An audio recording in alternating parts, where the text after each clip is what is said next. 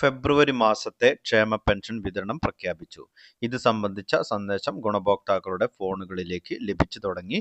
സംസ്ഥാനത്തെ 62 ലക്ഷത്തോളം വരുന്ന ഗുണഭോക്താക്കളും ശ്രദ്ധിച്ചിരിക്കേണ്ട വളരെ പ്രധാനപ്പെട്ട ചില അറിയിപ്പുകളാണ് ഈ ഒരു വീഡിയോയിലൂടെ പങ്കുവെക്കുന്നത്.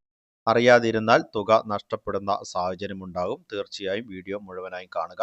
മറ്റുള്ളവരിലേക്കും ഈ ഇൻഫർമേഷൻ ഷെയർ ചെയ്തെത്തിക്കുവാനും നിങ്ങൾ മറക്കരുത്. സർക്കാർ അറിയിപ്പുകൾ യഥാസമയം ലഭിക്കുന്നതിനായി വാട്സപ്പ് ഗ്രൂപ്പിലും ജോയിൻ ചെയ്യുക. ചാനൽ ആദ്യമായി കാണുന്നവരാണെങ്കിൽ സബ്സ്ക്രൈബ് ചെയ്യുക. അപ്പോൾ നമുക്ക് വിശദമായിട്ടുള്ള അറിയിപ്പുകൾ എന്തൊക്കെയാണെന്ന് നോക്കാം.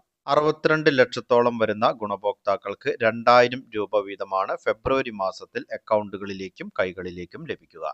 ഈ മാസം 25-ാം തീയതി മുതൽ പെൻഷൻ വിതരണം ആരംഭിക്കുമെന്നാണ് ധനമന്ത്രി അറിയിച്ചിട്ടുള്ളത്. ആദ്യം 26 ലക്ഷത്തോളം വരുന്ന ബാങ്ക് അക്കൗണ്ടുകളിലേക്കായിരിക്കും ഈ ഒരു തുക എത്തിച്ചേരുക.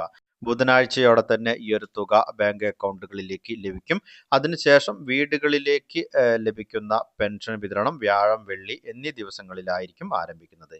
ഇതോടൊപ്പം തന്നെ കേന്ദ്ര സർക്കാരിന്റെ കേന്ദ്ര വിഹിതം ലഭിക്കുന്ന 8 ലക്ഷത്തോളം വരുന്ന ഗുണഭോക്താക്കളുമുണ്ട്. അങ്ങനെയുള്ള ഗുണഭോക്താക്കളുടെ അക്കൗണ്ടുകളിലേക്ക് 200 രൂപ, 300 രൂപ, 500 രൂപ എന്നിങ്ങനെയുള്ള തുകകളുടെ കുറവുണ്ടായിരിക്കും. ഈ ഒരു സംസ്ഥാന വിഹിതം ആദ്യം ലഭിച്ചതിന് ശേഷം പിന്നീടായിരിക്കും കേന്ദ്ര വിഹിതം അക്കൗണ്ടുകളിലേക്ക് ക്രെഡിറ്റ് ചെയ്യപ്പെടുന്നത്. അങ്ങനെയാണ് 2000 രൂപ ഓരോ ഗുണഭോക്താവിനും ലഭിക്കുന്നത്. ക്ഷേമ പെൻഷൻ വിതരണവുമായി ബന്ധപ്പെട്ട മുഖ്യമന്ത്രിയുടെ സന്ദേശം ഇതിനോടകം തന്നെ എല്ലാ ഗുണഭോക്താക്കളുടെ ഫോണുകളിലേക്കും ലഭിച്ചിട്ടുണ്ട്.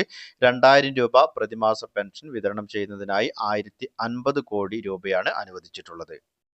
അടുത്തതായി ശ്രദ്ധിച്ചിരിക്കേണ്ട അറിയിപ്പ്, സംസ്ഥാനത്തെ കുട്ടികൾ പഠിക്കുന്ന പാഠപുസ്തകങ്ങളുടെ വലിപ്പം കുറയ്ക്കണമെന്ന് വിദ്യാഭ്യാസ മന്ത്രി വി ശിവൻകുട്ടി. അടുത്ത വർഷം മുതൽ 1 മുതൽ 10 വരെയുള്ള കുട്ടികളുടെ പാഠപുസ്തകങ്ങളുടെ വലിപ്പം കുറയ്ക്കും.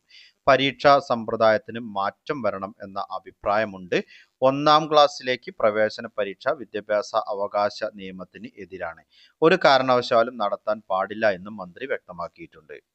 അടുത്തതായി ശ്രദ്ധിച്ചിരിക്കേണ്ട മറ്റൊരു അറിയിപ്പ്, ഒഴിവാക്കൽ മാനദണ്ഡങ്ങളിൽ ഉൾപ്പെടാത്ത മുൻഗണനേതര അതായത് NPS നീല, NPNS വെള്ള റേഷൻ കാർഡുകൾ മുൻഗണനാ വിഭാഗമായിട്ടുള്ള PHH പിങ്ക് വിഭാഗത്തിലേക്ക് മാറ്റുന്നതിനുള്ള ഓൺലൈൻ അപേക്ഷകൾ ഇപ്പോൾ നൽകാവുന്നതാണ്. അപേക്ഷകൾ അംഗീകൃത അക്ഷയ കേന്ദ്രങ്ങൾ വഴി അല്ലെങ്കിൽ സിറ്റിസൺ ലോഗിൻ പോർട്ടൽ വഴിയും നിങ്ങൾക്ക് അപേക്ഷകൾ സമർപ്പിക്കാം. മുൻഗണനാ വിഭാഗത്തിന് അർഹരാണ് എന്ന് തെളിയിക്കുന്നതിനുള്ള രേഖകൾ തീർച്ചയായും നിങ്ങൾ സമർപ്പിച്ചിരിക്കണം. ഈ ഒരു മാനദണ്ഡങ്ങളെല്ലാം പരിശോധിച്ചതിന് ശേഷമാണ് നിങ്ങൾക്ക് മുൻഗണനാ വിഭാഗമായിട്ടുള്ള അതായത് ആനുകൂല്യങ്ങൾ ലഭിക്കുന്ന സബ്സിഡി സഹായങ്ങളൊക്കെ ലഭിക്കുന്ന മുൻഗണനാ വിഭാഗമായിട്ടുള്ള റേഷൻ കാർഡ് അനുവദിക്കുന്നത്.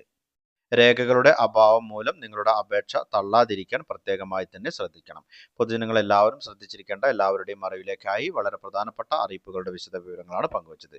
മറ്റുള്ളവരിലേക്കും ഈ ഇൻഫർമേഷൻ ഷെയർ ചെയ്തെത്തിക്കണം. നിങ്ങളുടെ അഭിപ്രായങ്ങളും നിർദ്ദേശങ്ങളും കമന്റിലൂടെ എഴുതി അറിയിക്കുക. പുതിയൊരു വീഡിയോയിൽ വീണ്ടും കണ്ടുമുട്ടാം. അതുവരേക്കും അനൂപ് സൈനിങ് ഓഫ്.